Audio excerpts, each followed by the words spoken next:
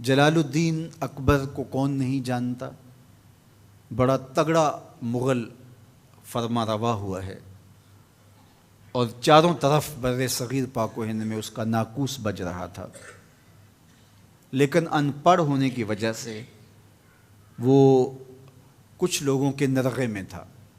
ملا مبارک کے دونوں بیٹے ابو الفضل اور فیضی اس کے اعصاب پہ سوار تھے، اور جو وہ کہتے تھے وہی اس کا نظریہ تھا۔ بادشاہوں کے ساتھ عمومی یہ مسئلہ ہوتا ہے کہ ان کے مصاحبین، حاشیہ نشین، ان کے مشیر ہی ان کو غلط راہوں پہ ڈالتے ہیں۔ تو یہی کچھ اکبر کے ساتھ ہوا۔ انہوں نے بادشاہ کو ذل اللہ قرار دے دیا، تو اللہ کا سایہ ہے اور تو جو چاہے کرے، تجھے اس کا اختیار شرعاً حاصل ہے۔ لہٰذا اس نے دین الہی کی طرح ڈال دی۔ ہندو، مسلم، عیسائی، دیگر مذاہب کے ماننے والے بر صغیر میں رہتے ہیں، تو ایسا دین تراشا جائے جس میں کسی کو تکلیف نہ پہنچے۔ گائے ذبح کرنے سے ہندوؤں کو تکلیف ہوتی ہے، لہذا اس کا ذبح کرنا موقوف قرار دے دیا گیا۔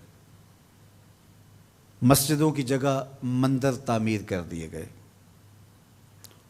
السلام علیکم یہ شعار المسلمین ہے، تو ایک متحدہ قومیت وجود میں آئی ہے، تو ہم اس کی جگہ کوئی نئی اصطلاح لائیں۔ تو اگر کوئی کسی کو ملتا تو اللہ اکبر کہتا اور وہ آگے سے جل جلالہ کہتا۔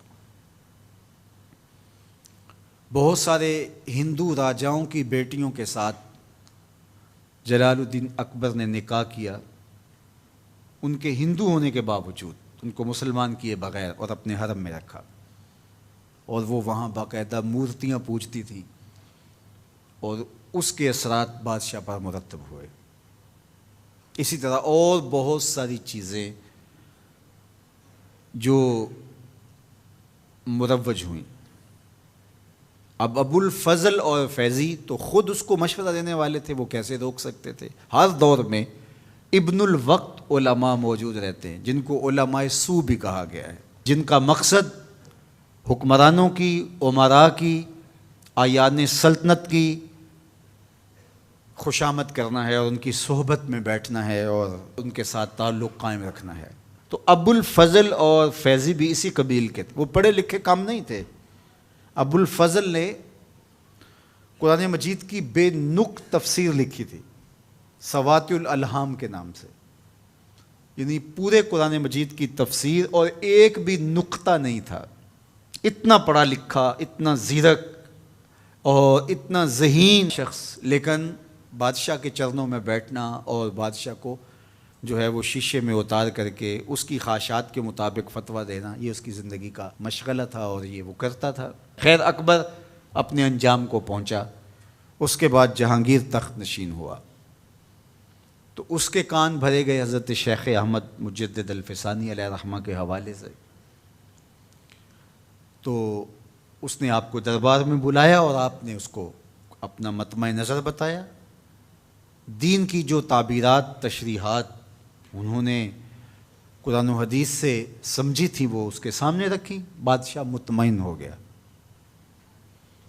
واپس تشریف لے آئے، تو جہانگیر کے کان بھرے گئے کہ دیکھا انہوں نے آپ کو سجدہ نہیں کیا، چونکہ ابو الفضل اور فیضی کے ذریعے سے یہ تصور راسخ کیا گیا تھا بادشاہ کے ذہن میں کہ آپ ذل اللہ ہیں اور آپ کو سجدہ ہونا چاہیے، اللہ کا سایہ جو ہیں آپ، تو پھر لوگ آپ کو سجدہ کیوں نہ کریں؟ تو باقاعدہ بادشاہ کے لیے انحناء، رکوع یا سجدہ تک ہوتا تھا، جبکہ شریعت اسلامیہ میں اس کی اجازت نہیں ہے۔ اس پاداش کے اندر کہ آپ نے نہیں کیا سجدہ بادشاہ کو، گوالیار کے جیل میں 2 سال کچھ عرصہ کاٹنے پڑے، کاٹے۔ تبلیغ دین کا سلسلہ رک گیا نہیں، وہاں 500 قیدی تھے، وہاں جا کے حضور کے دین کی تبلیغ کا آغاز کر دی۔ اب بادشاہ کو جب ہوش آیا، اور اس کے پس منظر میں بہت کچھ ہے، وقت نہیں ہے، تو اس نے شیخ کو رہا کرنے کا کہا، تو کہا کہ میں تو تب رہا ہوں گا اگر یہ 500 بھی رہا ہوں گے۔ کبھی قیدی بھی شرطیں لگا کے آزاد ہوتے ہیں، اور ساتھ شرط یہ ہے کہ مندروں کو گرا کر کے مسجدیں بنائی جائے جہاں مسجدوں کو گرا کے مندر بنائے گئے ہیں، تحیت المسلم کو دوبارہ اصل صورت میں بحال کیا جائے، شراب خانے بند ہوں اور محرمات کے ساتھ نکاح منسوخ کیے جائیں۔ یہ ساری شرطیں آپ نے لگائیں اور بادشاہ کو ماننا پڑی، پھر پوری شان کے ساتھ جیل سے حضرت مجدد باہر آئے۔ یہ شان مجددانہ ہے، یہ عزت اور وقار کی زندگی ہے جو حضرت شیخ احمد نے۔ اور پھر بادشاہ نے کہا کہ آپ کو کوئی منصب عہدہ چاہیے گا؟ بالکل نہیں چاہیے۔ پھر کچھ عرصہ بادشاہ آپ کی صحبت میں رہا، پھر جتنے بھی آیان سلطنت تھے سب پر حضرت شیخ کی تعلیمات کا رنگ چڑھا، اور پھر اللہ تعالیٰ نے شاہ جہاں پر جو رنگ چڑھایا وہ کسی سے مخفی نہیں۔ بر صغیر میں شریف مکہ نے عبدالصمد العمودی کو سفیر بنا کے بھیجا اور کعبۃ اللہ کی چابی کی کہ یہ چابی آپ کے سپرد ہوئی۔ یہ شیخ کی تعلیمات کا اثر تھا۔ دلی کے دربار میں خواجہ سیف الدین سرہندی آپ کے فرزند آ کے قیام کرتے ہیں اور 3 لاکھ ہندوؤں کو کلمہ توحید پڑھاتے ہیں۔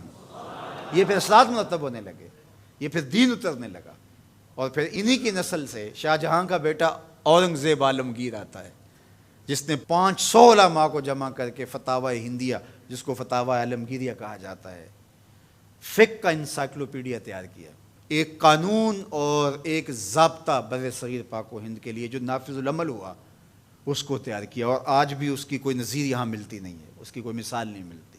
تو پھر یہاں تک کام پہنچا۔ تو یہ شیخ احمد نے بادشاہوں کی اصلاح کی اور الہاد کا کلا کما کر